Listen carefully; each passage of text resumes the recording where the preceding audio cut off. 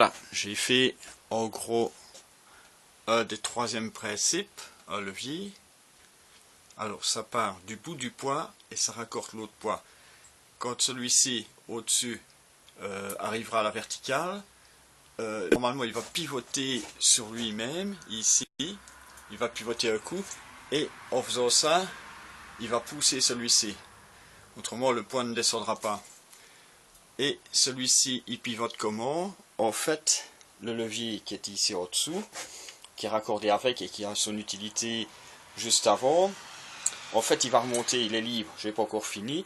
Il doit continuer jusqu'au bout du poids là. Donc ici, voilà, il va remonter. Voilà. Et hop, comme il remonte, il fait pivoter ici au-dessus. Donc je vais le refaire juste au-dessus. Voilà. Clac. Donc je vais aller tout doucement. Donc là, je monte, vertical. Et là, il a poussé le poids ici. Ok? Donc il a poussé le poids. Et normalement, la roue devrait tourner s'il est complet. Donc ici, je vais montrer, je suis en équilibre. Pratiquement en équilibre, voilà. Alors, je suis en équilibre.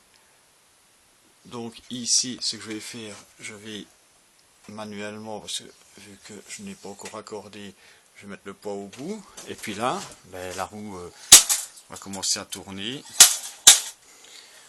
Bon, ici, c'est juste pour montrer qu'elle tourne. Parce qu'il y a quand même un fameux contrepoids avec une seule barre d'un côté de la roue, donc forcément ça ne reflète pas. Mais voilà, c'est à peu près le principe que je voulais montrer. Il y a aussi autre chose. Je reviens en arrière, je reviens au poids au-dessus. Donc voilà, le poids au-dessus qui est mis avant la commutation. Donc la commutation, elle se fait, je ne me trompe pas, voilà, ici, avec celui-ci. Voilà. Alors, en même temps, je pose, attendez, voilà. En même temps, donc que le poids se fait descendre ici, voilà.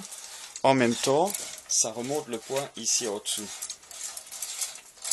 Forcément, puisque ça fait partie du premier principe ici. Donc voilà en gros. En fait, tout est interconnecté. Voilà. Et c'est pour ça que la roue, il ne faut pas la concevoir poids par poids, mais bien par paire, voire même par trois poids à la fois. Donc ici, elle est équilibrée. Je mets le poids comme s'il serait commuté par celui-ci. Donc voilà. Clac. Et la roue commence à tourner. Voilà en gros le principe. Bon, maintenant il n'y a plus qu'à trouver les bonnes longueurs, les bons leviers, les bons principes. Parce qu'il ne faut pas oublier qu'ici aussi, je vais un peu vite, il ne faut pas oublier qu'ici c'est mis sur une espèce de... c'est un petit tube dans un gros. Donc pour que ici, il puisse remonter sans difficulté, il ne faut pas que un levier gêne l'autre, etc. Enfin, il faut vraiment concevoir tout dans les moindres détails. Là, il est allé trop loin parce que là, de l'autre côté, c'est pas encore fixé. Normalement, il doit venir au-dessous du poids. Donc ici, c'est déjà mieux. Voilà. Et puis normalement, une fois que tout est raccordé, il remonte, etc., etc. Voilà. C'est tout pour aujourd'hui.